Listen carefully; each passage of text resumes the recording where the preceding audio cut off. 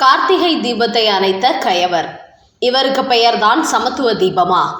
சின்ன பையன் மாதிரி பேசுகிறார் மு.க. ஸ்டாலின். போட்டு தாக்கிய அண்ணாமலை. வணக்கம் நண்பர்களே.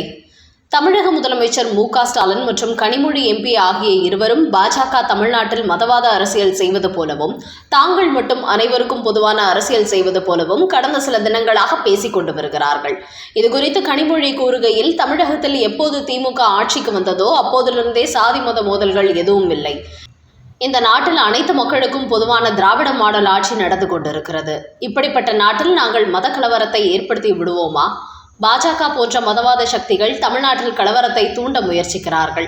அதற்கு முதலமைச்சர் மு.க. ஸ்டாலின் ஒருபோதும் இடம் கொடுக்க மாட்டார். அவர் அனைத்து மக்களையும் போற்றி பாதுகாப்பார். திமுக ஆட்சி நடக்கும் தமிழ்நாட்டில் மதத்தையோ சாதியோ மக்களை யாரும் பிளவுபடுத்த முடியாது, மோதலை ஏற்படுத்த முடியாது. அப்படிப்பட்ட ஒரு சமூக நீதி ஆட்சி இங்கே நடந்து கொண்டிருக்கிறது என்று கூறியிருக்கிறார் கனிமொழி. இந்த நிலையில் அவருக்கு பாஜகவின் முன்னாள் தலைவர் அண்ணாமலை ஒரு சரியான பதிலடி கொடுத்திருக்கிறார்.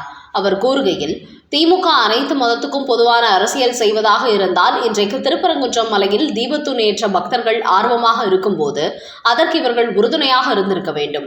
ஆனால் இவரோ அதற்கு தடை போடுகிறார். ஆனால் இதே மு.க. ஸ்டாலின் இதற்கு முன்பு அங்குள்ள தர்காவில் ஆடு கோழி பலியிடுவதற்கு அனுமதி கேட்ட போதும் அவர்கள் அசைவ உணவுகளை மலைக்கு கொண்டு சாப்பிட்ட போதும் அதற்கு எந்த எதிர்ப்பும் தெரிவிக்கவில்லை. ஆனால் இப்போது இந்துக்கள் வழிபாடு என்றதும் இத்தனை நாளும் இருக்கும் வழிபாட்டு முறைகளை அப்படியே கடைபிடியுங்கள், புதிதாக கொண்டு வராதீர்கள் என்று தடை போடுகிறார். இப்படி இந்துக்களை பார்த்து சொல்லும் இவர், அன்றைக்கு இஸ்லாமியர்கள் அசைவத்தை மலைக்கு எடுத்துச் சென்ற போது வழிபாட்டு முறைகளை மாற்றாதீர்கள், அதே பழைய வழிபாட்டு முறைகளை அப்படியே பின்பற்றுங்கள் என்று சொல்லி இருக்க வேண்டாமா? ஆனால் இவர் அதை செய்யாமல் திருப்பரங்குன்றம் முருகன் மலையை சிக்கந்தர் மலையாக்க வேண்டும் என்று திட்டம் போடுகிறார். தீபத்தூணில் கார்த்திகை தீபம் ஏற்ற வேண்டும் என்று நீதிமன்றமே அனுமதி கொடுத்த பிறகும் இவர் அதற்கு காவல்துறையை வைத்து தடை போடுகிறார். காரணம், இந்துக்களை இவர் எதிர்க்கிறார் என்பதை இஸ்லாமியர்கள் புரிந்து கொள்ள வேண்டும். அப்போதுதான் சட்டமன்ற தேர்தலில் 100% முஸ்லிம்களின் ஓட்டுகளும் இவருக்கு சிந்தாமல் சிதறாமல் அப்படியே கிடைக்குமாம். இப்படி தனக்கு வாக்கு வங்கி அரசியலுக்காக இந்துக்களை இவர் ஒவ்வொரு தருணத்திலும் அவமானப்படுத்தி வருகிறார். இந்துக்களின் வழிபாட்டு முறைகளில் தலையிட்டு அவர்களை வேதனைக்கு உள்ளாக்குகிறார். அது மட்டுமின்றி திமுக ஆட்சிக்கு வந்த பிறகு 167 இந்து கோவில்களை இடித்து தள்ளி இருக்கிறார்கள். அதுவும் தாங்களாக இடிப்பதில்லை, நீதிமன்றம் சொன்னது போன்று ஒரு அறிக்கையை வெளியிட்டு அவர்கள் மீது பழியை போட்டுவிட்டு இவர்கள் இந்து கோவிலை இடித்து தள்ளுகிறார்கள். அதே சமயம் தமிழ்நாட்டில் உள்ள ஒரு மசூதியையோ ஒரு சர்ச்சையையோ இதுவரை திமுக அரசு இடித்ததில்லை.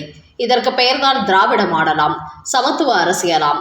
இஸ்லாமியர்களின் ஓட்டுகளை இழந்துவிடக்கூடாது என்பதற்காக இப்படி ஒரு அரசியலை மு.க. ஸ்டாலின் செய்கிறார். இதே திருப்பரங்குன்றம் மலையில் இஸ்லாமியர்கள் அசைவத்தை கொண்டு சென்ற போது அதை ஒரு பெயரளவுக்கு கூட இவர்கள் எதிர்ப்பு தெரிவிக்கவில்லை. ஆனால் தீபத்தூண் விவகாரத்தில் கொந்தளிக்கிறார்கள். உயர்நீதிமன்ற தீர்ப்பை எச்சரித்து உச்சநீதிமன்றத்தில் மேல்முறையீட்டு மனு தாக்கல் செய்கிறார்.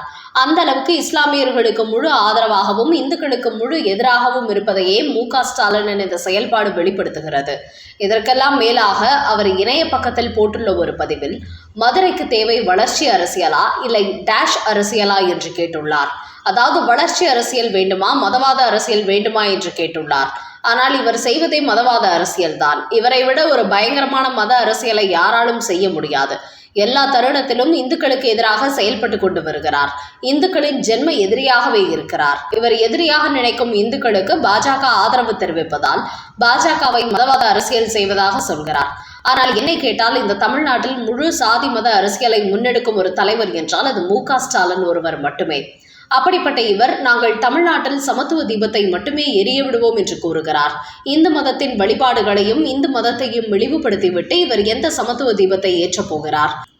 கார்த்திகை தீபத்தை ஏற்றுவதை தடுத்து நிறுத்திவிட்டோம் என்கிற உற்சாகத்தில் அவர் இப்படி பேசுகிறார். ஆனால் எந்த கணக்கு இவர் செய்தும் இந்த துரோகத்தை ஒரு நாளும் இந்து மக்கள் பார்க்க மாட்டார்கள் என்பதை மு.க. ஸ்டாலின் புரிந்து கொள்ள வேண்டும். இவரது பேச்சும் செயல்பாடும் ரொம்ப சிறுபிள்ளைத்தனமாக உள்ளது. ஒரு சின்ன பையன் போலவே பேசுகிறார். ஒரு தமிழ்நாட்டின் முதலமைச்சர் என்கிற முறையில் அவர் பேசுவதே இல்லை. இவர் என்ன சொன்னாலும் அதை அப்படியே தமிழ்நாட்டு மக்கள் ஏற்றுக்கொள்வார்கள் என்று நினைக்கிறார். செய்வது எல்லாமே மதவாத அரசியல், ஆனால் வெளியில் பேசுவது சமத்துவ அரசியல். ஆனால் அவரது இந்த வேஷத்தை தற்போது இந்துக்கள் புரிந்து விட்டதால் மு.க. ஸ்டாலினின் இந்த பொய் முகமூடியை வரப்போகிற 2026 சட்டமன்ற தேர்தலில் கிழித்து எறிவார்கள். இதோடு தமிழ்நாட்டில் திமுகவின் கதை முடிய போகிறது என்று ஒரு ஆவேச கருத்து வெளியிட்டுள்ளார் அண்ணாமலை. அடுத்த செய்தி. தமிழக வெற்றிக் கழகத்தில் இணையும் 2 திமுக சிட்டிங் அமைச்சர்கள். அறிவாலயத்துக்கு அதிர்ச்சி செய்தி. நடிகர் விஜயின் தமிழக வெற்றிக் கழகத்தில் செங்கோட்டையன் சேர்ந்த பிறகு புதிய பரபரப்பு தொற்றிக் கொண்டுள்ளது. குறிப்பாக இதற்கு முன்பு வரை விஜய் கட்சிக்கு செல்வதற்கு சீனியர் அரசியல் புள்ளிகள் தயங்கி நின்றார்கள்.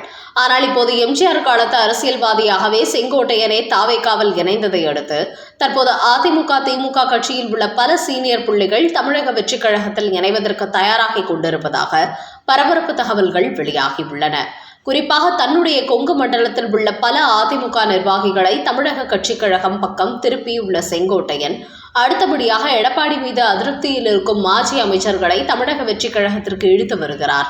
இந்த நேரத்தில் தான் திமுகவில் உள்ள 2 சிட்டிங் அமைச்சர்கள் தமிழக வெற்றிக் கழகத்திற்கு வருவதாக கூறப்படுகிறது.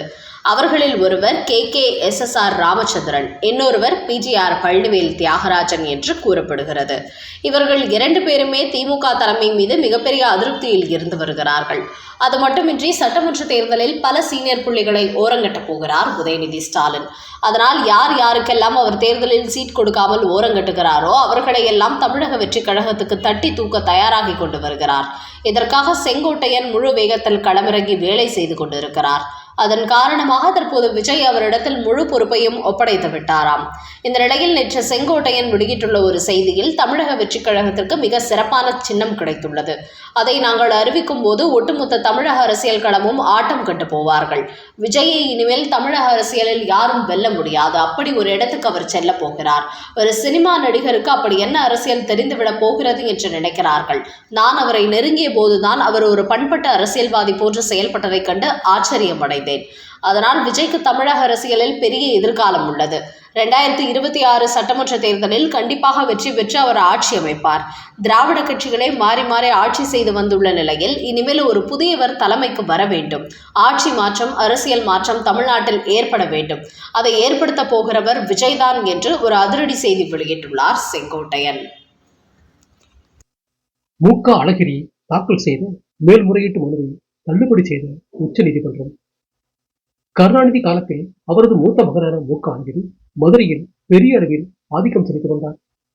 அதோடு கருணாநிதி முதலமைச்சராக இருந்த காலகட்டத்தில் மதுரை சிவரக்கோட்டையில் 4 சென்ட் கோவில் நிலத்தை இவர் அபகரித்திருக்கிறார். அது குறித்து பின்னர் அதிமுக ஆட்சிக்கு வந்தபோது கோவில் நிலத்தை அபகரித்த குற்றச்சாட்டுக்காக அவர் மீது வழக்கு பதிவு செய்யப்பட்டு விசாரணை நடைபெற்று வந்தது. இந்த நிலையில் இந்த வழக்கை விசாரித்த சென்னை உயர்நீதிமன்றம் இந்த வழக்கை மு.க. அழகிரி எதிர்கொள்ள வேண்டும் என்று உத்தரவு போட்டிருந்தது. ஆனால் மு.க. அழகிரியும் சென்னை உயர்நீதிமன்றத்தின் உத்தரவை எதிர்த்து உச்ச நீதிமன்றத்தில் மேல்முறையீட்டு மனு தாக்கல் செய்திருந்தார். அவரது மனு இன்று விசாரணைக்கு வந்த நிலையில் மு.க. அழகிரி கோவில் நிலத்தை அபகரித்ததற்கான ஆதாரங்கள் இருப்பதால் அவரிடத்தில் கண்டிப்பாக விசாரணை நடத்தப்பட வேண்டும். அதனால் சென்னை உயர்நீதிமன்றத்தின் விசாரணைக்கு தடை போட முடியாது. அவர்கள் சரியான கருத்தை தான் சொல்லியிருக்கிறார்கள் என்று சொல்லி இவர் தாக்கல் செய்த மனுவை உச்ச நீதிமன்றம் தள்ளுபடி செய்திருக்கிறது.